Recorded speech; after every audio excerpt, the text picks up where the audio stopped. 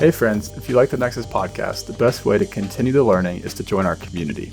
There are 3 ways to do that. First, you can join the Nexus Pro membership. It's our global community of smart building professionals. We have monthly events, paywall deep dive content, and a private chat room, and it's just $35 a month. Second, you can upgrade from the Pro membership to our courses offering. It's headlined by our flagship course, The Smart Building Strategist, and we're building a catalog of courses taught by world-leading experts on each topic under the Smart Buildings umbrella. Third, and finally, our marketplace is how we connect leading vendors with buyers looking for their solutions. The links are below in the show notes, and now let's go on to the podcast. Welcome to the Nexus Podcast. I'm your host, James Dice. We're talking today to Ben Cooper from BGO. Welcome, Ben. Thank you. Thanks for having me, James.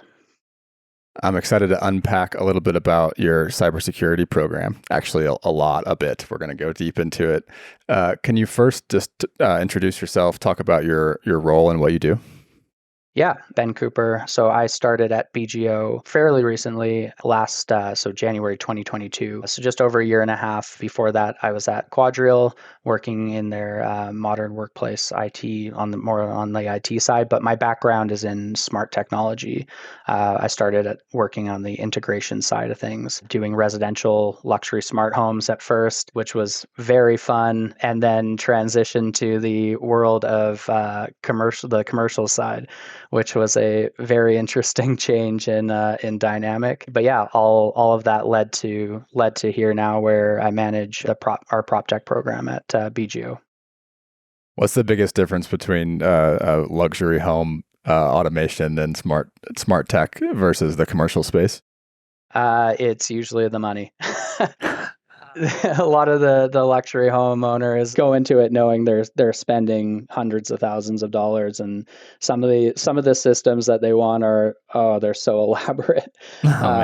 Yeah, it's the money part isn't really an issue, and then coming to the commercial side where budgets and things are a lot more constrained. So you have to really think outside the box with your designs and the technology that you're pitching. So yeah, I'd say that'd be the biggest difference. Yeah, totally. Okay, can you give us some background on BGO, just so people know, what type of buildings are we talking about? What type of investment approach does BGO take? Just give people an idea of sort of the context that we're about to unpack. Yeah, BGO started as Bentall Kennedy. It was predominantly property management in Canada, and then merging of GreenOak Realty in the U.S. made us BentallGreenOak. So the U.S. side of our business is more on the asset ownership and management side, the fund management. Canada is still very much property management based. So it makes for a very interesting dynamic when we're trying to think of strategy around prop tech. And in Canada, you're dealing with many different clients, different ownership groups that all might have their own kind of strategy around prop tech. So it's a lot of facilitating those conversations directly and relationships directly with those third party clients, and trying to tie those in as well to our U.S. asset. Yeah, totally. And so then in the US assets, you guys are actually the ownership group. So it's a little bit more aligned with, the conversations with the owners. Yeah, exactly. Okay. Yeah, some people don't realize that there are actually companies out there that have many different ownership situations. You guys sound like that's something you have to deal with. It's not just one technology strategy. It's a technology strategy and different ownership structures. Yeah, exactly. Cool. So let's talk a little bit more about what you're doing on a day-to-day basis. Can you just kind of talk about cybersecurity and sort of why it's important in the portfolio? Yeah, absolutely. I'd say that's probably the main focus. At least it's been since I started a year and a half ago. Within that time, it's really grown. Our kind of strategy, the platforms that we've implemented, has really created this quite a robust cybersecurity stance for BGO and our properties. Why it's important, I really think from a general perspective. If you look at the statistics on cybercrime, I believe since 2021, cybercrime has increased by 10%. And subsequently, the estimated yearly loss from cybercrime by 2025, at least for the U.S., it's estimated to be, will be, I think it's like $10 trillion, with the average cost of a data breach being $5 million. So Oh, wow. right there shows the importance, and especially as it relates to the commercial real estate industry, where we're seeing prop tech advance into this stage of network connectivity, IoT devices, collecting data, sharing data with other systems. Without having standards and best practices in place, you basically just have an open door to all of this data ready to be siphoned, and which also leads to a reputational issue as well, reputational loss, especially in a competitive industry like commercial real estate, where that reputational loss is a killer for sure. Absolutely. Yeah. Can you give, I don't think people, I mean, we've had different episodes on cybersecurity in the past, but can you give some examples of the threats that, happen to real estate managers and owners like BGO? Yeah, it's probably pretty obvious, but how the network's designed is definitely going to be your biggest threat there, tied into the lack of policies, procedures, and standards. If you don't have those in place, and you don't have a button down secured network, you're really opening yourself up to a lot of potential issues and threats. And I think there's kind of a subset as well to that, and that's more on the vendor side. And I want to be careful, because I'm not saying that vendors are inherently risky, but I think with how it ties in is that lack of policies and procedures and standards from your corporation. If you're not passing those along to the vendors, or I guess, for example, let's say you're a property manager, and you want to install a BAS at your property, and you reach out to BAS vendor A. They come into your property, see that your all the building systems are on separate networks. There's nothing. There's no continuity there. There's nothing converged. They're not going to go in and say, "Oh, I should move everything all onto one network, converge everything." Liability issues, obviously, but they're going to install their own network line for their own system, and they're going to have full management and enact their own standards, which may or may not be in line with industry best practices. They're also going to install their own remote access system on top of that. So there's a huge lack of oversight and verification if you don't have any of that standard in place. So that's really the mitigation from that, is create that strategy, your cybersecurity strategy for your company, just like your IT organization would do. The same needs to be done on the OT, operational technology side, to really, again, for that risk mitigation. Absolutely. And maybe for people that don't understand, what are the, because we have this audience as total beginners to total 20-year, 25-year experts. What are the biggest risks for the property manager, property owner, when these things that you just named aren't happening up to standards? Without that oversight, you have no ability to audit or manage how vendors are accessing your systems. If they're using I guess it's probably archaic. It's definitely archaic now, but port forwarding to systems for remote access. You just have no oversight into how that's all being done. And ultimately, if you look at a lot of the most famous breaches, let's say Target 2014, for example, where they got into an IoT device using stolen vendor credentials.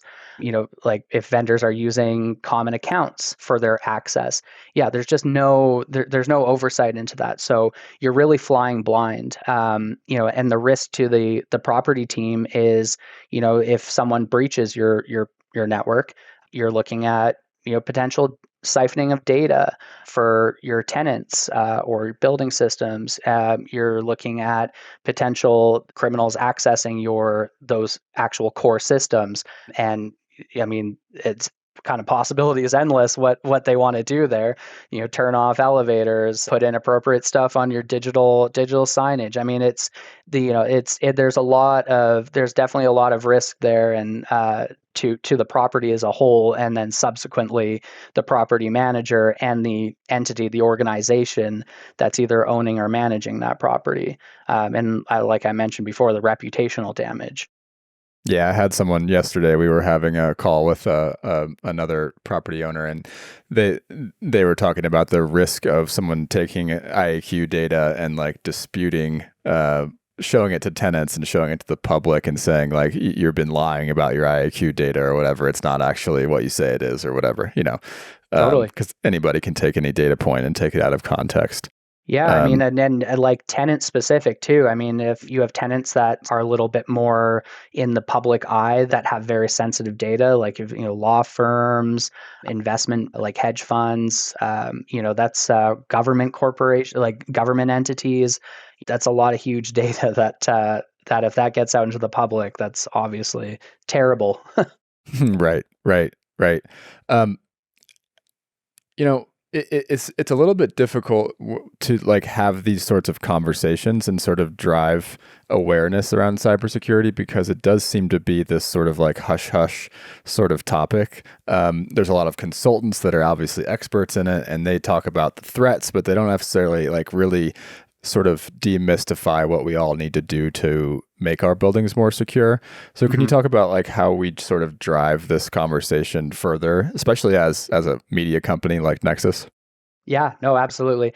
It's been kind of cool actually. In the last year, I've noticed that the conversation around cybersecurity is growing quite organically and evolving. Where we're getting approached a lot proactively by our property teams and asset management teams to inquire about, like I want to get a new system set up in my property. I want to make sure though that I'm following all of the cybersecurity standards. Whereas maybe before you would see kind of properties maybe doing this all on their own and relying on information from vendors. They're actually seeing this and being proactive about it. And it's hard to really put my finger on exactly why this has evolved the way it has. And maybe it's because there's just more information out there in the public domain about the price tag associated with cybersecurity, like I mentioned.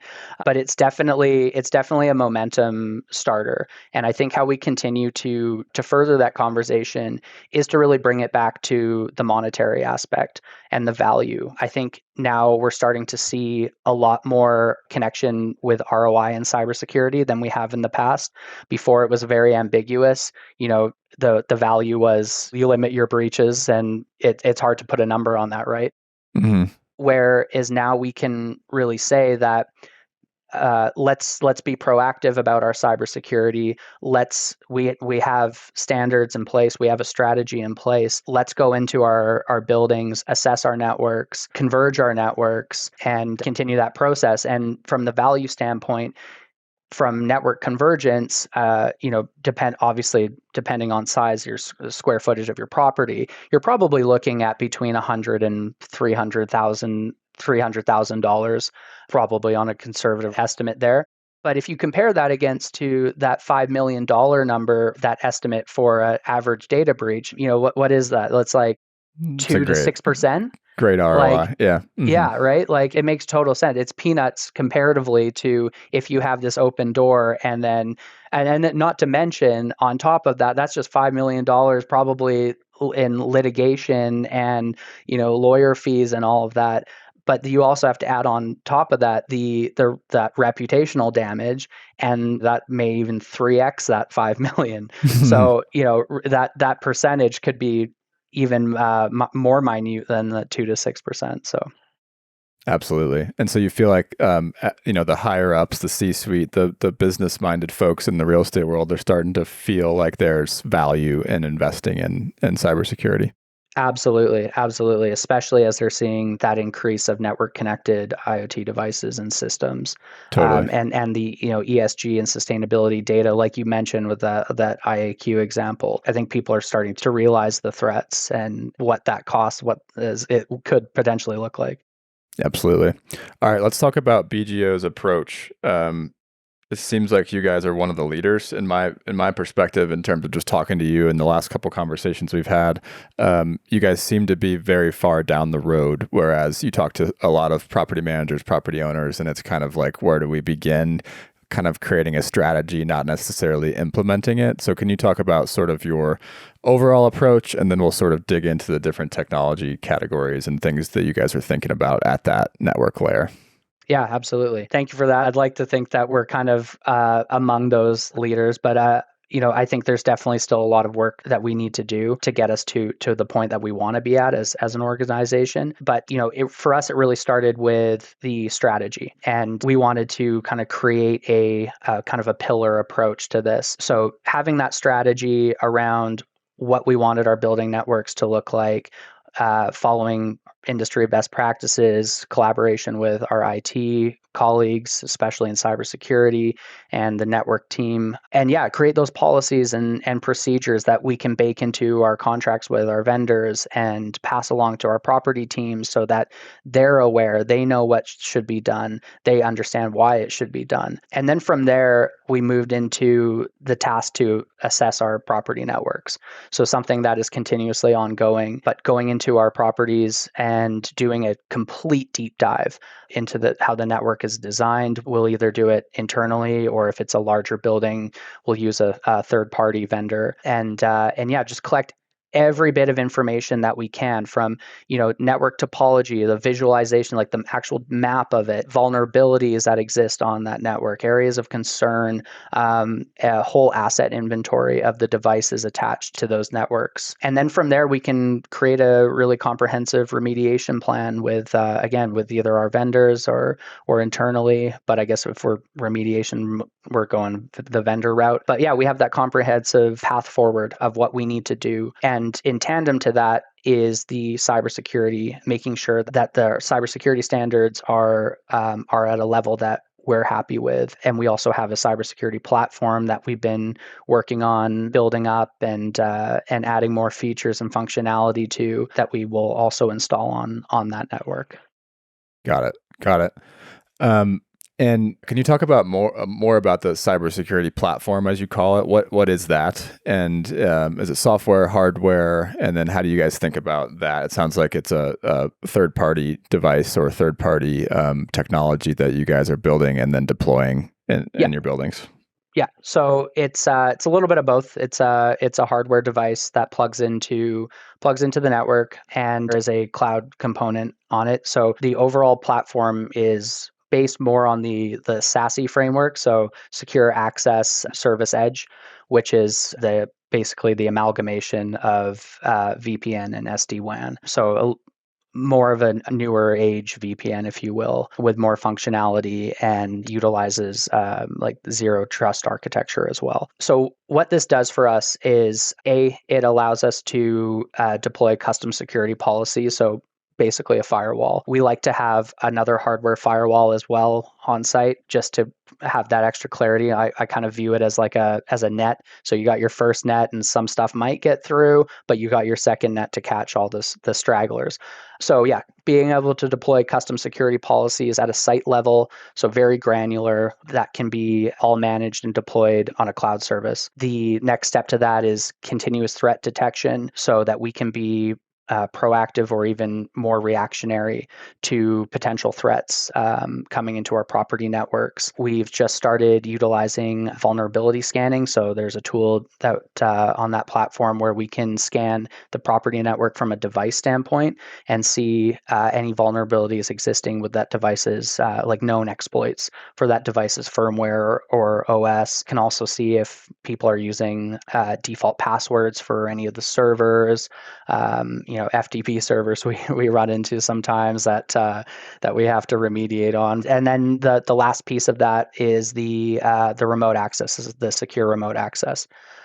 So again, that zero trust architecture. So all of our BGO employees are authenticated through our Okta, and vendors are given schedule based access. Got it. Okay. And the part you began with, I think that gives people a good idea of what you're using this piece of technology for. The SASE framework. Can you talk more about that and zero trust, and sort of pretend you're explaining this to a third grader, right? Can you talk about like what that actually does? Yeah. So, I mean, the SASE framework essentially combines, like I was saying, the VPN and SD-WAN capabilities through like a cloud-based security function that also has that zero trust network access baked into it. So Okay. I think the best way actually to describe it is the difference between what your legacy VPN and the SASE framework. And it really, to me, it really comes down to the speed. VPNs inherently have latency issues where the SASE model is a lot quicker. It solves a lot of those bandwidth issues for access, especially if you're accessing content-rich applications, which, that's pretty much a lot of BAS. There's a lot of graphics and content there. So it definitely provides our operators with a much more faster and seamless experience than your typical legacy VPN. So I guess for your viewers as well, just to further explain some of these terms that we've talked about with SASE. So mention Secure Access Service Edge, which implements SD-WAN as well, software defined wide area network, which is a virtual LAN that allows the transportation of services across broadband internet services and connects users directly to applications. So cloud-based connection to applications. So where the SASE framework comes into play here is, I alluded to one of those features as increased bandwidth and lower latency for those remote connections. The security side is definitely increased from your legacy VPN, but the whole framework does allow for much more, and that's the connectivity of cloud-based solutions to your edge device, using edge computing to allow for that next level of application layer, which is, kind of the next step for BGO in that strategy, is looking at connecting, building performance applications, AI running from cloud instance, so we can eliminate the on-prem hardware. The other point of that is the zero trust architecture as well, which is super important, especially now with this, like we're deploying to a wide range of properties. Like I think we've deployed this solution out to about 60 properties and growing substantially. It feels like every week. But essentially the zero trust, what that means is access is given on a need to know basis. So if I think the best way to describe this is to use an example. So let's say I've got an operator that looks after 2 buildings. Well, he only needs to know about those 2 buildings, right? So I'm going to give him only access in the portal to those 2 buildings. Pretty standard. But then we can even get a little more granular than that, and then the devices attached to those buildings. So let's say that he or she only looks at the BAS system, CCTV, lighting, someone else. We only give them access to that BAS system. And let's get even more granular.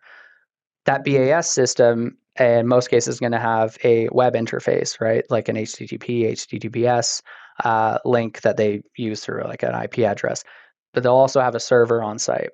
Well, I may not want to give him access necessarily to that server. He might not need it. He only needs access to the web interface to adjust values, temperature, whatever. But alternatively, on the flip side, the vendor, I know that the vendor owns that server, and the vendor is going to need access to the BAS web interface for troubleshooting, right? But we'll also need access to that server to be able to push firmware updates, OS updates, right? Mm-hmm. So one piece of it is the very granular need to know basis for giving access, providing access. And then the second part of it is the continuous authentication.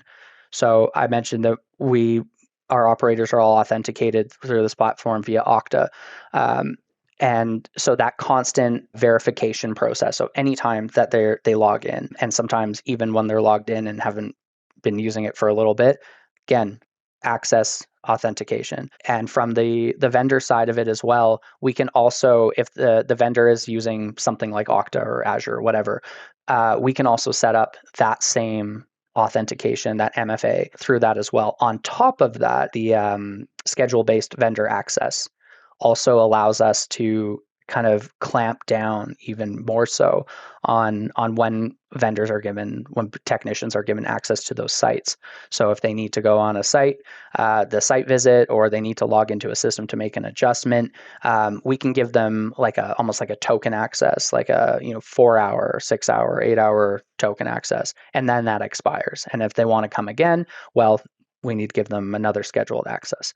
So it really helps to keep control and that ultimate management of our property networks, which obviously ties into the cybersecurity. And then the final part to that is the feature on that with our platform is the ability to audit that access. So if anything were to go wrong, we would be able to look at the audit listings and see who was the last person to sign in.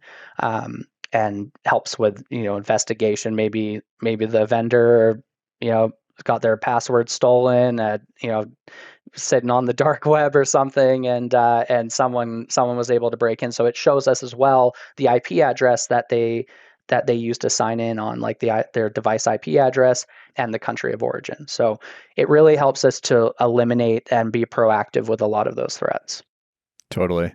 One of the features here that I think is important is, when we talk about smart building solutions, we talk about, a building owner has this stack with device, network, data, application layers, and everything that sort of sits at the data and application layers, all of these different categories of technologies. Most of them have their own gateway in which they want to come put it on your network. So can you talk about the ability to for you guys to control that and put it on one box, which is the same box you're talking about with the cybersecurity platform, the ability to not have all these different gateways on your network? Yeah, so you're talking about the application specific kind of layer to that. Yeah, I mean, if you think about the landscape of technologies, there's like a gateway for your IAQ sensors and a gateway for your fault detection diagnostics and a gateway for this, that, and the other thing. Yeah. So totally. So what this box does allow us to do is anything that's connected, that's in a cloud instance. There's AI tools that their GPUs are hosted in AWS. We can cloud connect to any application. So as long as the vendor has a cloud version of their application, of their gateway, we can connect to it, no problem. And with the SASE model, there's encrypted secured tunnels that we can go worry-free connecting to a cloud app and eliminate that on-prem hardware, which definitely clutters up a lot of mechanical rooms. The number of times we've gone into a building probably and looked at the network rack and seen all of these unplugged boxes underneath on a shelf. It takes away all of that and kind of cleans things up, makes the network run more efficiently. Energy reduction as well, obviously for the property, not having to power up all of these devices, some of which take a lot of energy usage. Absolutely. So tell me, I want to ask you just one more question around this project, but then just talk about kind of lessons learned for future buyers. But my last question is around the operators. And so it sounds like there was some change management that had to happen to allow them to, instead of just, logging in how they used to log in, they're having to go through these extra steps of authentication, and they're having to use this different software application to access like the building automation system or access another system on site. So can you talk about that process? It sounds like there's been some change management that you guys have had to go through. Yeah, absolutely. The concept of adoption was very much top of mind with this. When you're installing an application or a system like this, where it's changing the way that historically operations have been remoting in for years and years and years, decades even, it's definitely a little bit of a battle to frame the right conversations and to put the right values in front of them. And I think over time it's been a very organic evolution and adoption process where once the operators have gotten the hang of logging in and what that means, they know that they have to authenticate through Okta. We've made it very as easy as possible. We've made it an Okta application for their mobile phones and also on web. So their Okta applications, they have their tile, they click on it, it authenticates, boom, they're in. And then they can click on any one of their devices to do their work. And so the response from the operators has actually been very, very positive.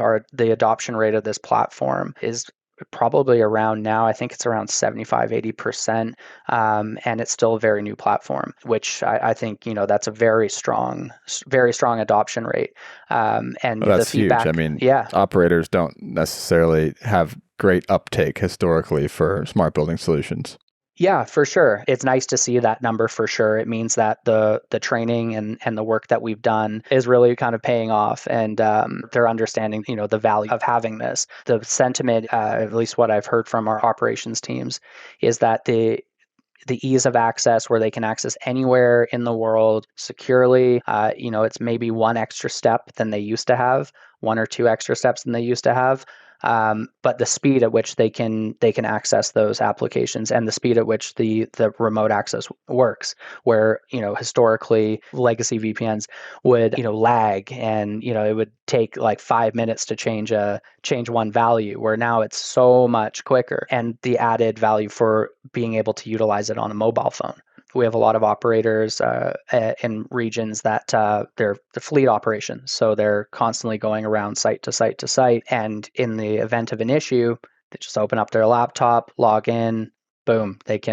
It doesn't matter where they are. They can be on the side of the road in their car and change values that needed, or troubleshoot issues. So it's built a level of trust too with PropTech in our operations, and really shown kind of our path forward. Showing those operations teams that, look, this is just the tip of the iceberg. We can get even crazier here. We can, give you an AI tool for your BAS to help to analyze BAS data and write operational efficiencies. We can deploy a AI for CCTV, which will monitor all of your feeds and action on certain use cases. The options are kind of endless at this point, and really have created this foundation for future-proofing our buildings. So I can see that that adoption continuing, and as we deploy to more properties, and like I said, we're kind of looking at more properties every week to deploy this too. So Totally. I want to get to the higher levels of the stack, the application layer, in just a second. Mm-hmm. On this, just deploying the actual cybersecurity platform itself, can you talk about, and selfishly, we have a buyer guide coming up in October around the network layer and all the different technologies people could buy there. So this is a selfish question as I think about developing that, but also good for buyers to think about. What would you sort of tell other buyers in terms of lessons learned with deploying this offering? Yeah, I think sit down with all areas of your business and come up with a strategy, especially your IT team. Find out what exactly it means for you and to have a standardized building network. Does it necessarily mean you have to converge all your systems? Maybe not.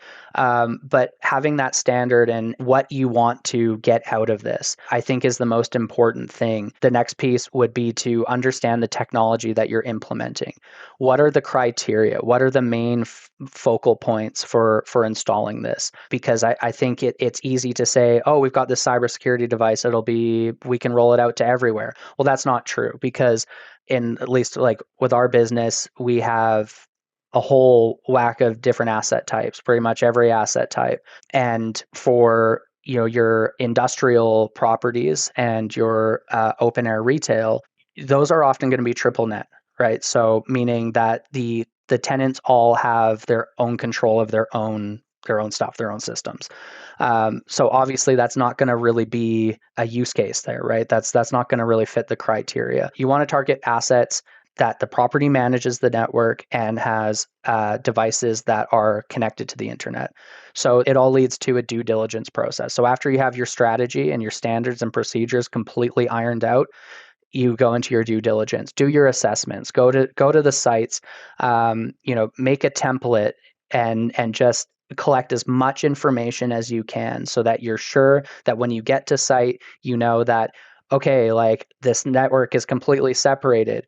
I can't put this platform on every single system behind this platform, because they're all on separate networks. There's only one Ethernet cable, right? So how do we best approach that? Do we do like more of a soft convergence, where we try to bring everything to get as together as possible onto a switch and then put our platform on top of that? Or do we take one at the start and say, we have a BAS and a lighting system. Both are connected to the internet, but the BAS is giving out the most data, is collecting the most data, right? Is the most sensitive. So we're going to protect the BAS as the first. That might not be the same case for every property, but you really have to do your due diligence and plan that out first before you start looking at the technologies and then actually the physical deployment of that technology. There's I think the due diligence process is often understated when deploying cybersecurity. So it sounds like it's basically a case by case basis in terms of what you might do before you put in the cybersecurity platform, and then also a case by case basis on what you might put onto it and connect to it. Is that right? Exactly. Cool. Any gotchas that future buyers might want to know about? No, I think the biggest ones were definitely understanding the criteria, like I mentioned. That industrial and open air, like retail, like it's just not, that doesn't really work. But I mean, in terms of gotchas, there wasn't really anything that really stands out to me. I think, we did enough of the due diligence and that strategy that we had a really good understanding. There's always some kind of little hiccups here and there, but nothing from like an actual like technology standpoint. The platform as well, it's constantly evolving, adding more features and functionality. And so, I guess it's a continued approach to train and communicate the potentials that this box can do for us, the platform can do for us. So it's an ongoing process. So even after implementation, I mean, it's a never ending project, but has a lot of good value. Absolutely. And for anyone that's interested in this from a buying standpoint, we're continuously connected with this layer, network layer, as we develop our buyer's guide to the network layer. We're happy to connect you with the right people to help you out with what Ben's talking about here. Let's talk about the higher layers of the stack. So we talked about application layer. We haven't really talked about the data layer much, but I'd love to hear how you're kind of thinking about layering new technologies onto this platform moving forward. So you mentioned AI for security cameras. You mentioned network monitoring software, I think you mentioned earlier. So how do you think about how you might evaluate and then start to layer on application layer technologies onto this? I think the prioritization is applications that reduce OpEx. So anytime that we can, especially in the industry and the climate the way it is right now, I mean, anytime that we can reduce operating expenditures at properties is a huge win for us. We're also very focused as a company on ESG and sustainability, something that I believe that we lead in. And so, those are big goals for us. Net zero is a big goal for us. So applications that involve and solve those goals or relate to those goals are definitely prioritized. So, definitely the AI, which is such a buzzword right now, but has definitely a place in commercial real estate, specifically to BAS. There's numerous companies out there that are doing this, and I think it adds that efficiency level and building health and performance, which leads into ESG, which can also lead into OpEx savings as well, and energy costs, energy consumption. And then a little bit of a hidden gem as well for operating reduction of OpEx is AI for CCTV, having a much more robust and platform to monitor your video feeds, where like I think that's one area that's kind of taken a while to catch up to technology and has really relied on the kind of the human operational element. We're approaching a point where that image of your typical security guard staring at a bunch of different screens, video feeds on a monitor, like that's effectively kind of on the out, right? Because with AI technology, it can monitor everything at once, an action to your security guards on any issues. Some of the use cases for like weapon detection, where it will dispatch 911 immediately so that your Wow. security guards aren't put in harm's way. They know about it, but they know that they're not going to, they're not going to walk into a dangerous situations, and so do they. Fire detection, fire and smoke detection, where, a lot of these AI modules I've seen can detect it even before your building system. And again, dispatch to 911, and then also inform your security guards and your operations. So Fascinating. there's a huge amount of potential savings there, as security contracts can be very expensive for physical security contracts, very expensive for properties. And so, this kind of streamlines things and allows that, reduction to happen over time. So those are definitely two that I'd say are at top of mind for me at least. But, like I said, the options are also endless when it comes to these technologies. And we're at that kind of rate of incline for technology evolution in prop tech that, in 5 years, who knows, there could be another something even crazier that comes out that solves a whole whack of problems. But the point is that we built ourselves this very nice future-proofed platform that whatever comes, we're ready to deploy it, and the uplift is going to be very minimal. Absolutely. Yeah. And that's like the holy grail of what I think a lot of asset owners, asset managers have been, building for a while, right? We say this industry moves slow, but a lot of people have been building up these infrastructure layers for a while, and to the point where they can start to deploy rapidly. And to that end, what is the value of being able to deploy these new applications to you? What is the value to you from being able to do that from this sort of platform that you've already bought? You've bought this for other reasons, right? Remote access use cases, cybersecurity, stabilization. What's the value of then being able to take that thing that you've already invested in? It's already paid for itself, like you said earlier. Now I can then just use that as the infrastructure to these other applications. I mean, it completely changes the game for us. I mean, yeah, like you mentioned, that wasn't the initial thought when we got into this platform.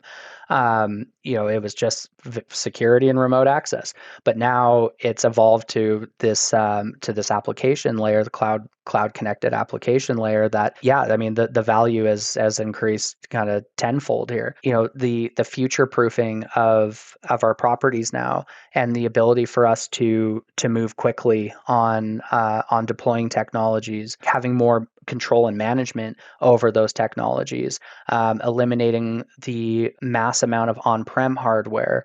All of that kind of leads into a more efficient building, better performance, and leads into our company goals for ESG and sustainability as well. It was a very welcomed surprise functionality, but it will continue to be kind of the backbone of our prop tech. Absolutely. And yeah, anyone that wants to sort of learn more about this category, reach out to us, look it up on our website, the network layer, and we'll sort of connect you with the people you need to connect with. But Ben, thanks so much for coming on the show. I think this was awesome in terms of an asset owner, asset manager that's sort of investing in the right ways, and then looking to build on top of that with all of the sexier stuff, right? That people talk about. But I think a lot of people talk about the sexy stuff when skipping the basic infrastructure layers first. So I think it's a great example of a case study that more people should follow. So thanks for coming on the show. Yeah, thanks for having me. Thanks, James. Okay, friends, thank you for listening to this episode. As we continue to grow our global community of changemakers, we need your help. For the next couple of months, we're challenging our listeners to share a link to their favorite Nexus episode on LinkedIn with a short post about why you listen. It would really, really help us out. Make sure to tag us in the post so we can see it. Have a good one.